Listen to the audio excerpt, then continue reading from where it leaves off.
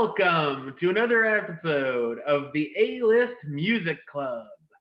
I am your host, the game changer, Wes Truth. And along with me, as always, is Dominic and John. How's it going, guys? Good, good. Good. All right. And this time, as you guys know, each time we go around the table or computers and pick every different person picks a different album or CD to review. And this time it was my turn. So I went ahead and picked the Ramones, their self-titled debut. So we'll go around and let everybody talk about what Tell they them what year it came out. Oh, let me pull up my notes. It came out on April 23rd, 1976. I wasn't even born yet. Neither was I. I was 13. So, I discovered the Ramones in a very interesting way as a kid from the Jock Rocks CD, the Jock Jams collection. They had I remember those. They had Jock Rocks as well, and it was sort of 60s, 70s rock and roll songs. So I put it on, and I loved Blitzkrieg Bop, and I was like, I gotta hear more from this band. And it was a movie with it had Tom Arnold in it. And they listened to the Ramones. I think it was Carpool. And after that, and I'm like, all right, I got to find out more about this band. This self-titled debut is considered one of the best punk albums of all time, if not the greatest, by certain magazines. Anytime when I'm listening into the car and the Ramones come up on my iPod, I crank that baby up. And I know, you've blown our speakers. No, that was from Baby Metal, but I like that they have short songs as well, as we were talking about last week with the Led Zeppelin album. That they don't overstay their welcome, that's for sure. These songs, I think the runtime on this album is 31 minutes, if that. So, so going through the track list, Blitzkrieg Bop, one of my favorite of all time songs. Beat on the Brat, Judy is a Punk, 53rd and 3rd. There are a lot of my other favorites there. I always have them on my iPod or put on mixes. A great slower romantic song, I Want to Be Your Boyfriend. Romantic for them, at least. I love the song Chainsaw because it's inspired by the Texas Chainsaw Massacre. As they pronounce it massacre to rhyme in the song. Being a big movie geek, I love the fact that the song exists. Then there's the very simple songs. A lot of the rest of the album. Now I want to sniff some glue. I don't want to go down in the basement. You don't even hear him say mint. It's like the bass. I don't want to go down the bass. Havana Affair, Listen to My Heart, I Don't Want to Walk Around With You, which is the title is basically the lyrics. Very simple songs, but good. One of their first covers, Let's Dance. And then we get to a couple of the controversial songs, at least it would be today. Loudmouth, where the lyrics are, you better shut it up or I'm going to beat you up. I love the one YouTube comment. It says, my favorite song about hitting your lady. That would not fly today. No, it's horrible to say now, but back, I don't know. It would, yeah. And Today Your Love, Tomorrow the World is basically about singing about being a Nazi. And that was controversial back then. So imagine how it would be today. Yeah. So some of I know they got a lot of slack about some of the songs they do sounding a lot alike, and you can even be like, "Is that this song? Didn't I just hear this 3 songs ago?" But that's how it's supposed to be. Right. Yeah. I still think they rock. And I really got psyched going back to the movies as of a couple years ago, psyched to hear Blitzkrieg Bop and I Want to Be Your Boyfriend in the last couple Spider-Man movies. I thought that was awesome. So, Okay, Okay. great Fine. album. The Godfathers of Punk. You guys weren't around when this whole fad started. Started basically with the Sex Pistols and the Ramones. Okay, the Sex Pistols were the British. They started off the British punk movement, and the Ramones looked at them and said, "Hold my beer," because they came out. Interesting about the Ramones, there's a couple of things they played at. I think they got their first gig. I think or first big gig was at a bar called CBGB's in New York City, in the Bowery, and that used to be an incredibly popular punk club back in the day, and bands like, you know, friggin' Ramones, I think Blondie got their start there. You know, very alternative, real hip type of a place. And one thing interesting for any musicians that are listening out there about the Ramones, uh, the guitar player Johnny Ramone, was it Johnny Ramone? Yeah, I think it was.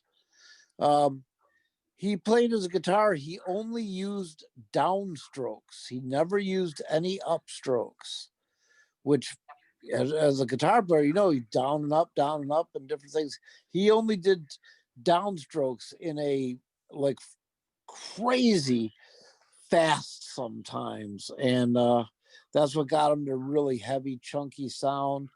Like Wesley was saying, you know, there's a lot of their songs sound the same, but that's how it's got to be because they're great. I absolutely love the Ramones.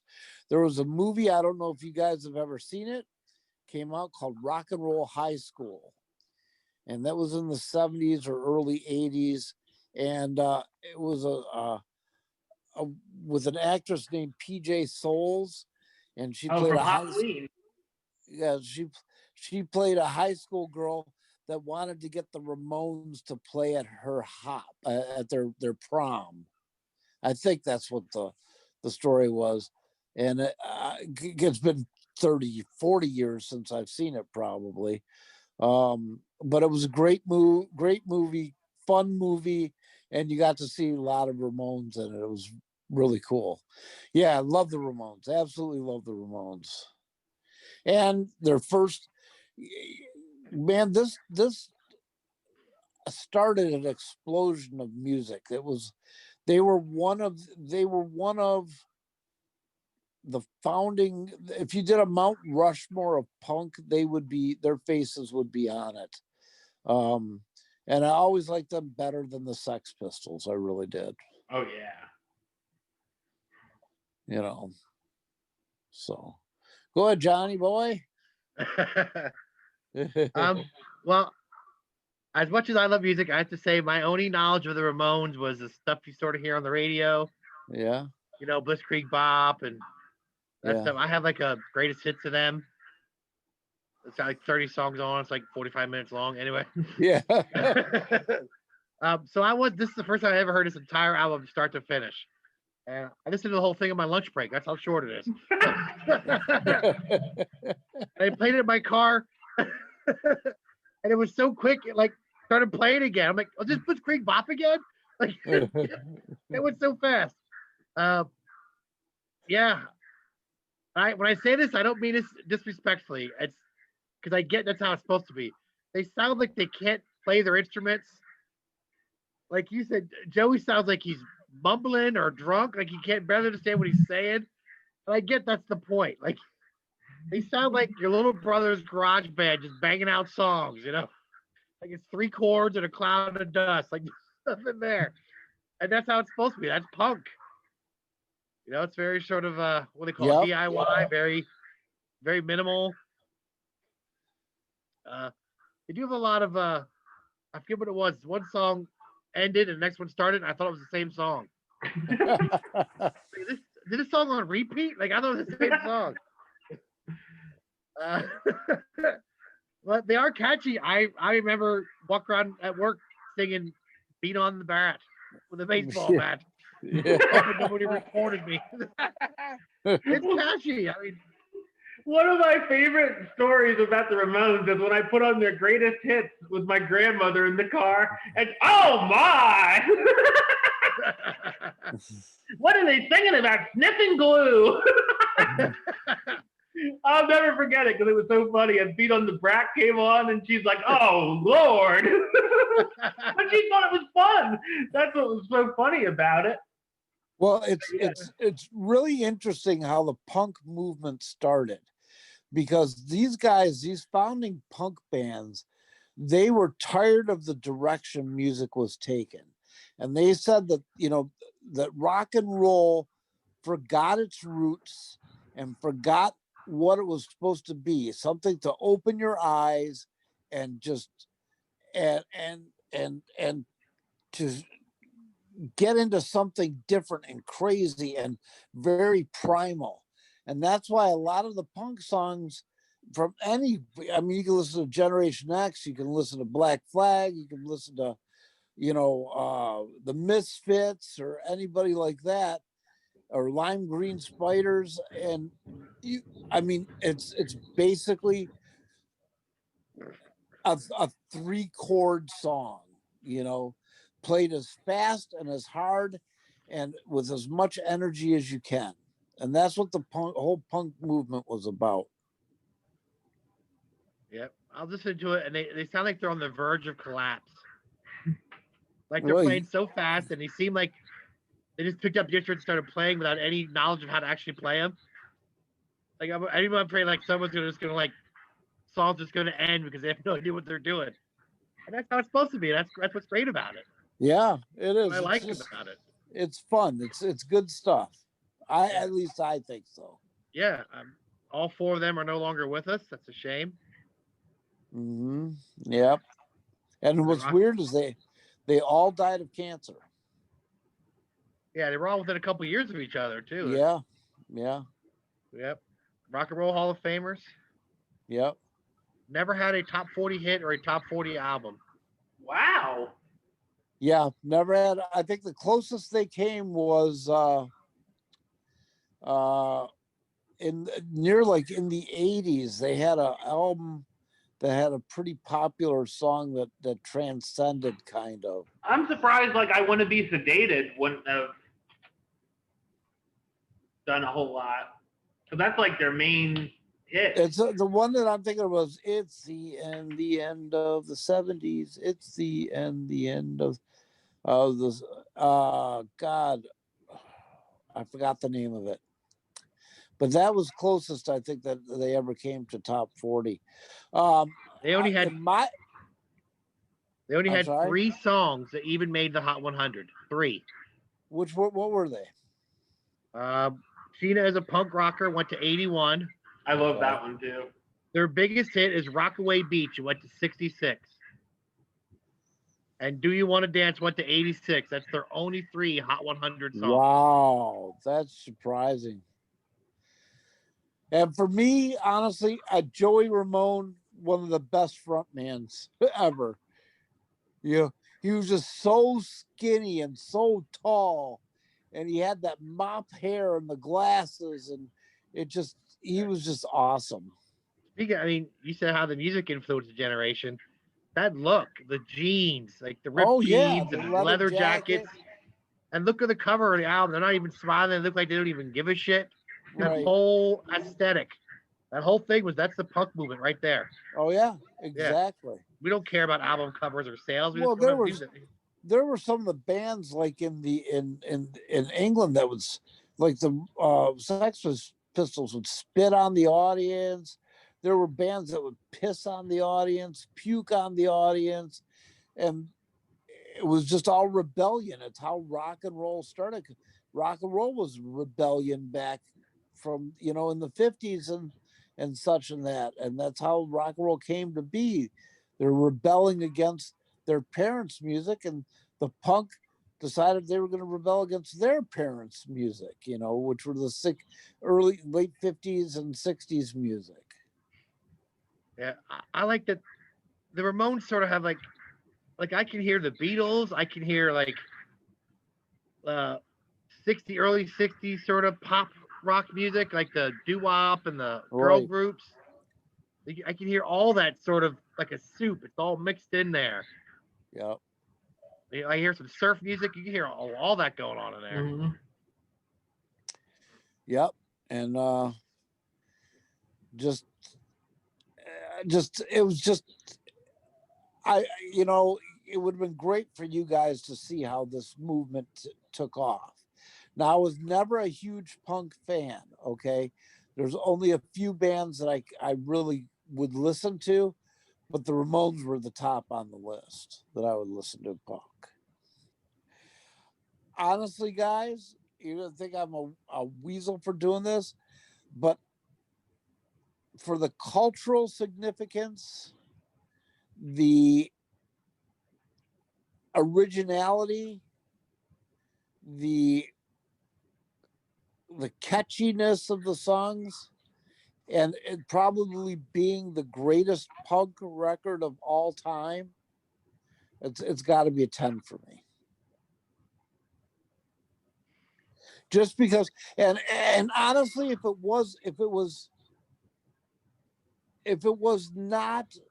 it didn't have all that like cultural significance and everything like that, I'd probably be like a 7 for me. But just because it embodies what the whole punk movement was about, and still head and shoulders above any other punk rock album, that's what I would give it.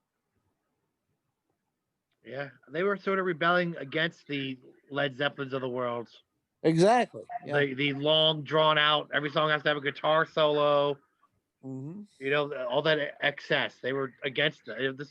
Right. That's sort of what caused punk. So, yep. I would agree with Tom for the same reasons. Just, this is.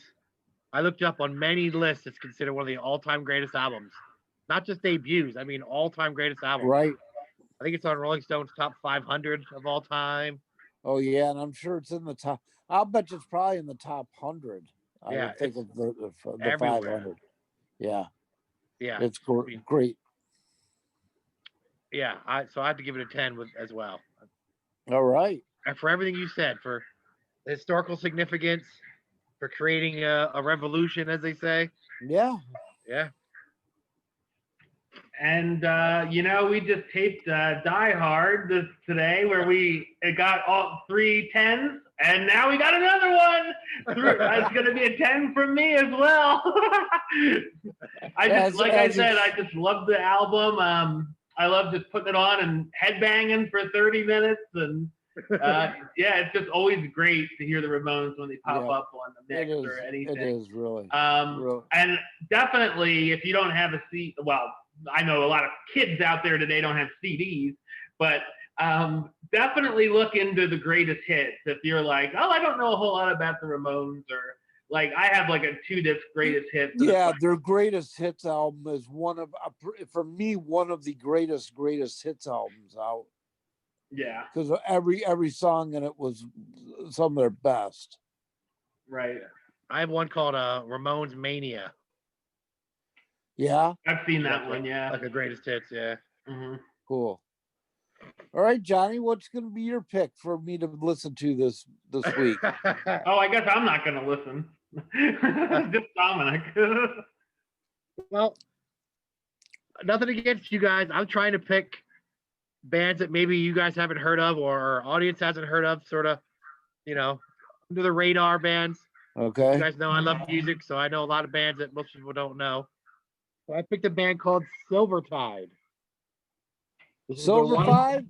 Silvertide. Silvertide. Like Tide, Tide, all one word, Right. Silvertide. I've heard it. They're from Philadelphia. I'm only kidding. Philadelphia, they're young guys. You can see the back. At the time, they were young. Okay. This is their one and only like major label album. It sounds like if the Black Crowes and AC/DC had a baby. Ooh, interesting. Interesting. The singer kind of sounds like the lead singer of the Black Crowes, and they sort of got that southern rock boogie, and then they've got some hard rock AC/DC stuff. Kind of, and Buck Cherry. I hear some Buck Cherry in there too. Okay. So, yeah, check it out.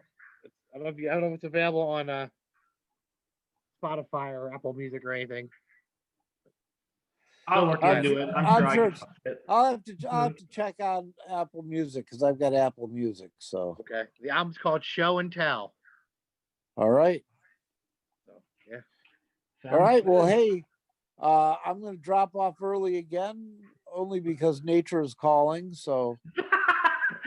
I'm leaving that in, by the way. that's cool. All right, guys. Good picks, John. I'm looking forward to both of them. you'll like this one better than I Prevail. This is probably more in your wheelhouse than I Prevail. Okay. Well, thank you. I don't think this old man can take any more of that. I Prevail. All No, right, it's not guys. that heavy. Very Have Black a good- Crowsy. Okay. Have a great night. Thanks, you too. All right. Well, John, you want to talk about your podcast? Sure, I have a We Like Wrestling podcast. It's we talk about wrestling, past, present, future, WWE, AEW, TNA. We do tournaments, discuss pay-per-views. Just four guys sitting around shooting shit about wrestling. We have a Instagram, We Like Wrestling Podcast. We have a Facebook, We Like Wrestling Podcast. And it's on Spotify, iTunes, Apple Music, wherever you find podcasts. All right. And of course, you know the links for me, youtube.com/westside of515. Like the show on Facebook, facebook.com/westtruepaylist. And of course, you can follow me on the Twitter and the Instagram @WesAList. Until next time, Troop out.